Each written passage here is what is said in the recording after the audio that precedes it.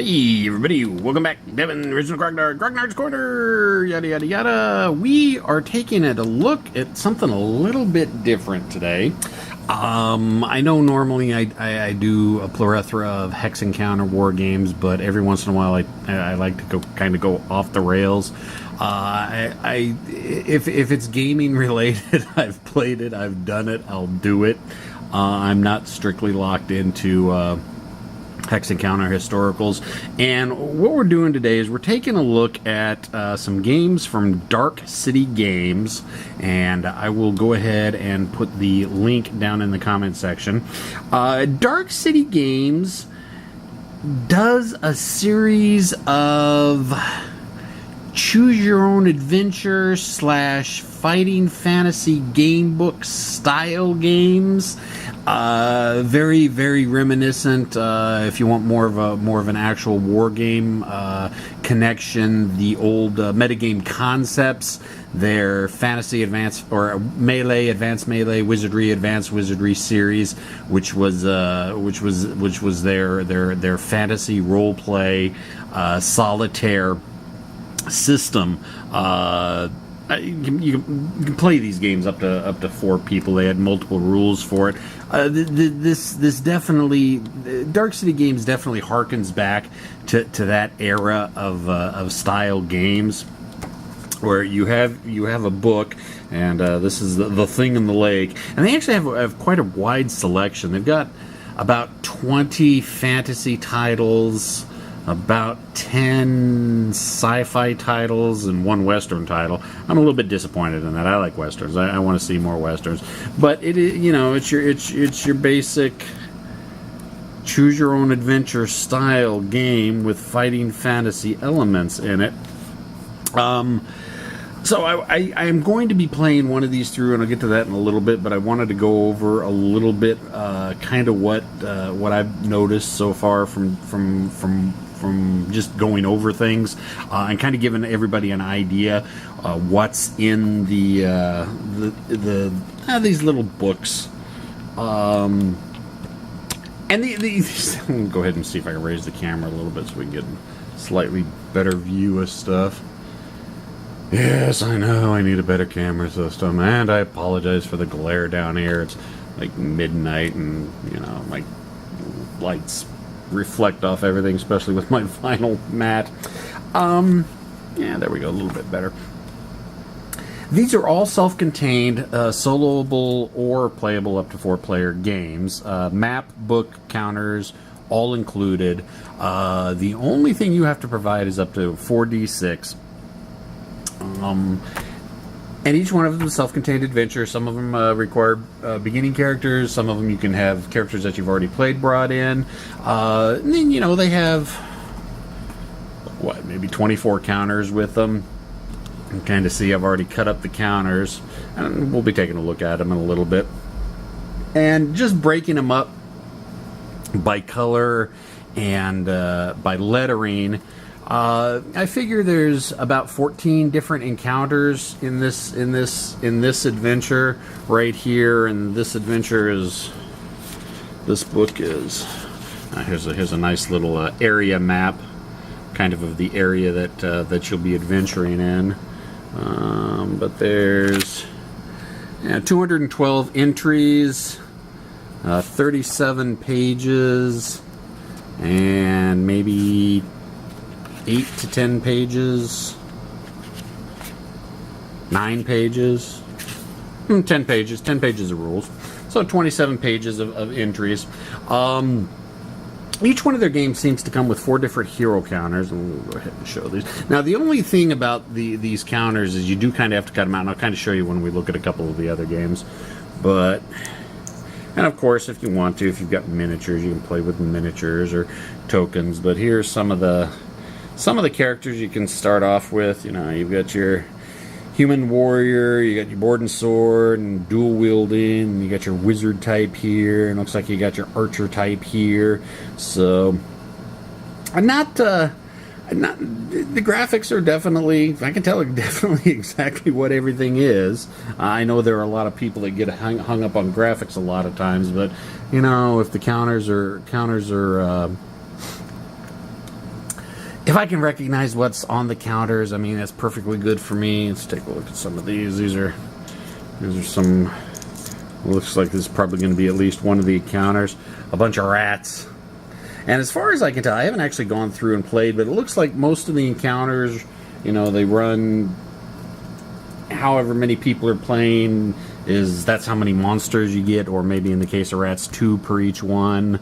Because, you know, we've got, here's some tentacle creatures here, and there's 4 of them, so I'm assuming that if you get into an encounter with them, there's 1 tentacle per player that's running through.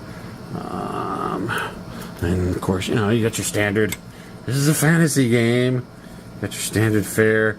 There's some spiders. Who doesn't love killing spiders? All low-level characters kill spiders. You got a bunch of probably bigger boss creatures. I'm not really sure what some of these are. I mean, you got like a giant scorpion right there. It looks like a satyr. And looks like some type of winged demon dude. And some type of ghosty witch swamp creature type thing. Probably one of those, and their stats are dependent on, you know, how many players there are. I think we've got some gargoyles here. Yeah.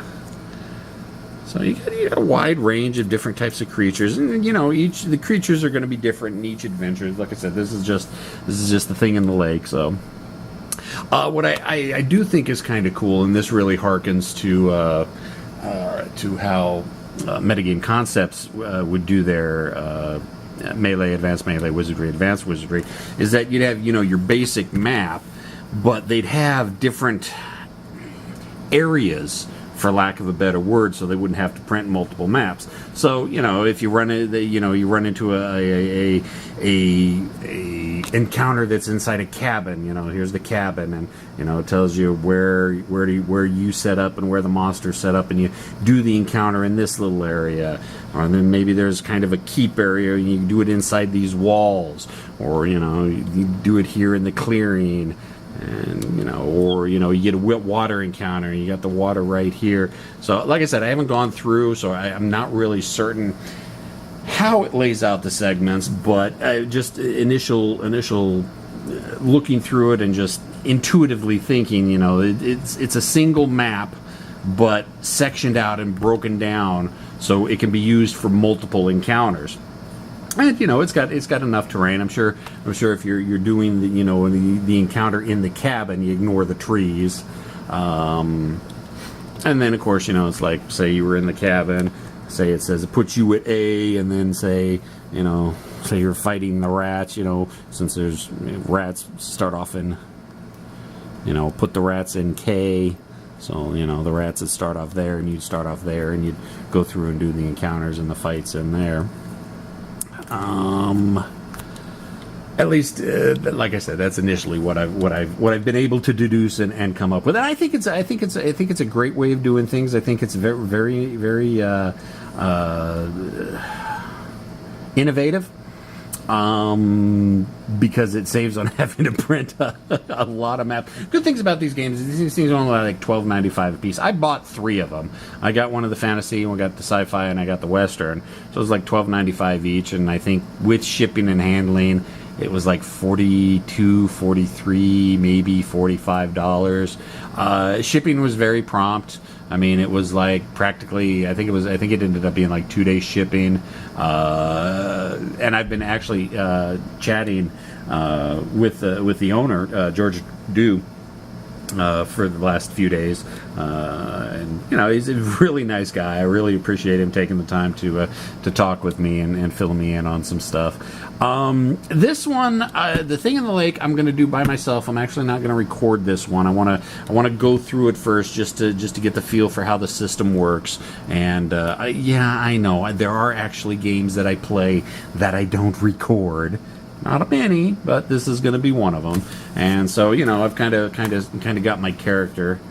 If you can read my crappy handwriting, you don't have many stats. And like I said, if you're familiar with the old Melee, Advanced Melee, Wizardry, Advanced Wizardry metagames, it runs along a similar system. You got 3 stats: Strength, Dex, and Intelligence, and you've got 8 points in each one of them, and then you have 8 points that you can spend on anything. So since I'm going tank type, I decided to go ahead and put 4 points in strength, 4 points in dex. So I've got 12, 12, 8. And your damage is equal to what your strength is. And combat is anytime you have to do a skill test is basically 3 or 4d6 versus whatever your skill is. And if you roll under that, then you manage to hit. So if you're going to hit something, you need to use your dexterity. I've got a 12, but 9 in parentheses. I'll get to that in a little bit. Movement allowance 6 with the 4 in parentheses, so I can move six hexes, but 4. I'll get to that in a bit. So if I want to hit something, before any other modifiers, I'll need to roll 3d6, roll a 9 or less. So fairly easy. Damage, I can take 12 hit points before I die. Fatigue, fatigue kind of works the same way as stamina. I can take 12 points before I guess I pass out. I haven't run in, like I said, I haven't played it yet, so I don't know how fatigue works. You get 4 skills, and 2 of the starting skills can be combat skills. Let's take a look at some of the skills that you run into. So, okay, so here we have some of the skills. So you get your athletic skills, with acrobat, climbing. You know, each of them do different things. Like climbing, scale obstacles on a 3 strength, so 3 dice against your strength.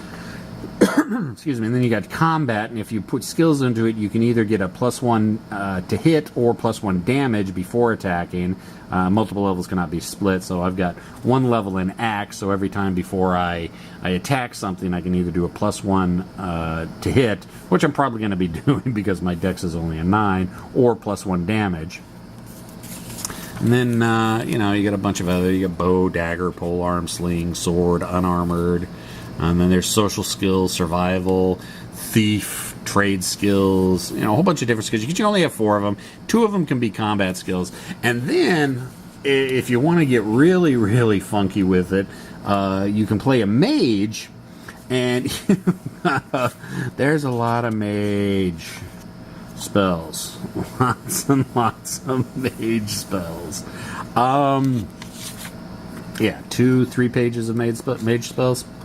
Yeah. Not sure how wise it'd be to play a mage through, but maybe if in a group party, maybe if I wanted to run 2 or 3 in another game or a different playthrough, I'll have, you know, 1 mage and a couple warriors. But yeah, that's basically character generation.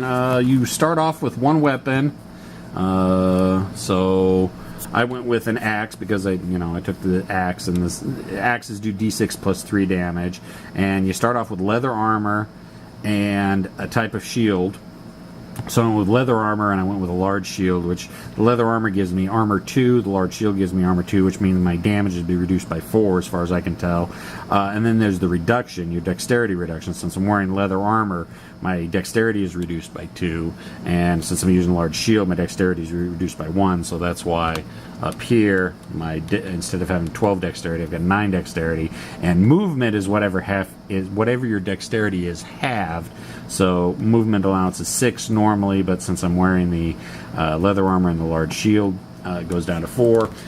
I'm sure there'll be a chance for me to find things as I adventure, because as we all know, people who adventure, we love to kill things, loot things, so we can get better, stronger gear, so we can go out and kill bigger creatures to get better gear and armor, so we can go out and kill bigger things to kill bigger monsters to get better weapons. And yeah, you see how the progression is. That's murder hobo role-playing games. But like I said, this is the thing in the lake. This is one of the fantasy systems. I also picked up one of the sci-fi games, Into Chaos, because this one actually sounded pretty cool.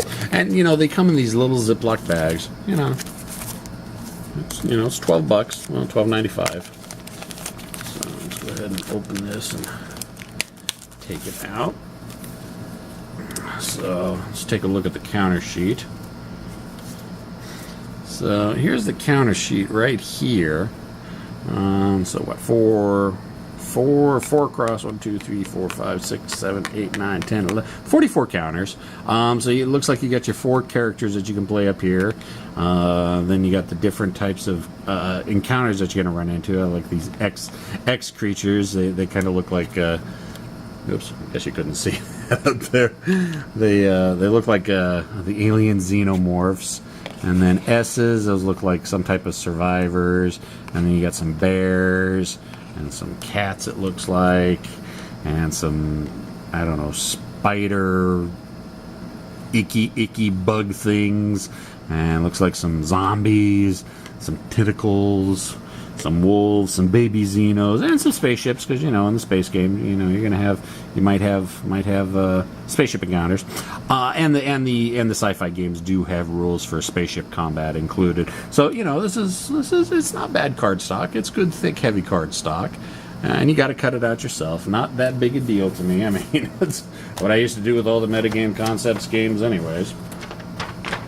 And, you know, here's the map for this one. It follows the similar system of sectioning out.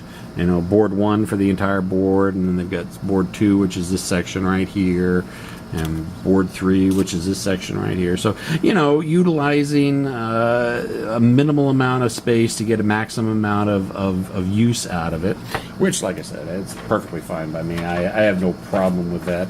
I have no problem with, you know, basic suspension of disbelief to make things work. But let's see, this one, the rules in this one are actually in the back. So there's 31 pages, 32 pages of events and encounters, and then the rules for this are a little bit longer because you've got spaceship combat, but, you know, it goes off the same similar strength, dex, intelligence, and then, you know, the skills you can choose. No magic in this game, obviously, but instead of magic, you've got ship-to-ship combat, and so yeah. How many counter paragraphs in this one? 149 encounter paragraphs. So it kind of looks deceptively small, but as I'm looking through it, and again with this game, you know, counting up the different types of encounters and creatures and everything that I'm going to run into, you know, there's 14 encounters there. Now, granted, you're not going to run into all of them in one playthrough, probably, but still, that's a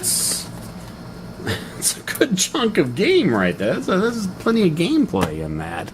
The other one I got was Blood in the Dust. Now, this one I am actually going to be recording. I went ahead and put out a poll in the Solitaire Wargamers Facebook group and my own personal original Grognard Facebook group, which you really should be a part of if you're not already, so you can keep up to date on what insanity I'm going through.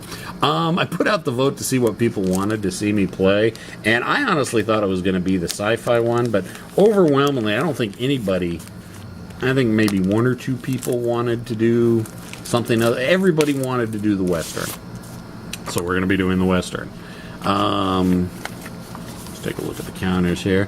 So, you know, you've got your counters up here, the person you can try to, you want to be. Kind of looks like Clint Eastwood. And then you got a bunch of wolves here, and cougars, bears, not really sure. Well, I know what that is, but I'm not really sure how a hussy shows up in game and what her effect is. Indians, and this has got horse riding, because, hey, it's a cowboy. And then looks like some city folk with kids and soldiers and a couple pack mules. So let's take a look at the map again. This uses a single sheet map for multiple encounters. You know, I'm sure, okay, you got one encounter in a cabin, use that. You have an encounter in the clearing here. You know, water over here. And probably a teepee right here. I don't know, I haven't taken a look through it yet. So, and there's that map. And then, you know, just like all the rest of them, you've got, you know, 8-10 pages of rules. 7 pages of rules in this one. And this one's actually got some color prints in the back of it of what the counters and the map are supposed to look like. 233 paragraphs. Now, one thing I did find kind of amusing with this one is this is the only Western that Dark City's done. This was, I think the first one, I think it was originally released in 2009 or 2007, but this is 2009, so it may be 2009. So, you know, it's been it's been 8 years since this was released, and this is the only game in the system, you know, but, you know, it says it goes into, the army provides each character 2 horses, 1 to ride, 1 for burden. Everybody begins with 2 weeks' rations. In addition, each character gets 1 Sharps rifle, Colt 1851 Navy revolver, that would be an old cap and ball revolver. Each character has a wool blanket, yada, yada, yada. And then it goes on to the next page. You can purchase any of the following equipment provided you have the funds. Well, as far as I can tell, you don't start off with any funds. And this is the only game in the series, so it's not like you can import a character. So it kind of tells me that there was supposed to be more in the series, possibly. Or maybe I'm not reading that we get some cash, but, you know, I don't... I'm not seeing it anywhere, but, you know, I definitely could have missed it. But yeah, this is the one we're going to be doing the playthrough on. I am going to be recording this, and we're going to see how that goes. I will admit I will resist to try to do my DM funny voices, because I am a lifelong dungeon master, and if you've ever done any type of role-playing, you know DMs love to make funny voices for their NPCs, so... I'm not going to promise I'm not going to make the funny noises, but we'll see. So, that's it. That's Dark City Games. They've got like I said, if you want fantasy, they've got a nice collection of fantasy games. They got some stuff that deals in the city. They've actually got one, it looks like it's one historical, Wolves on the Rhine. They've got the sci-fi, you know, several sci-fi. I wish they had more historical, and I think I read on the forums that they might be working on another historical that may be out later this year. Don't quote me on that. I think I read that. I could be wrong. I quite often am. But yeah, go take a look at their website if you like the fighting fantasy game books of yesteryear, or the old Melee, Advanced Melee, Wizardry, Advanced Wizardry. They had a name for it. I just can't think of it right now. Like I said, it's midnight. My brain doesn't work. But the funny thing is, a lot of people on the Solitaire Wargamers Facebook group have been saying, it's like, yeah, if you want to use the old Melee rules, I mean, you can use the old Melee rules with no problem. And the old Melee rules it was definitely Wargamers trying to make a role-playing game. You know, they had a lot of rules in there, like, you know, if you take 3 wounds, you get -1 strength for the next turn, and just a lot of pointless things like that to try to keep track of. This system, like I said, the base rules are, you know, 3-4 pages long. You know, it's a simple 3d6 or 4d6 versus your target number. Succeed, don't succeed, roll damage, reduce for armor. Simple, wham bam, thank you ma'am. So that's all I got, and hopefully I'll probably play through this hopefully maybe a day or two, and then maybe a day or two after that to actually sit down and start recording Blood and Dust. Yes, I know I'm slow sometimes, but that's what it is. That's all I got. Questions, comments, concerns, complaints, criticisms in the comment section. I'll see everybody next time. See ya!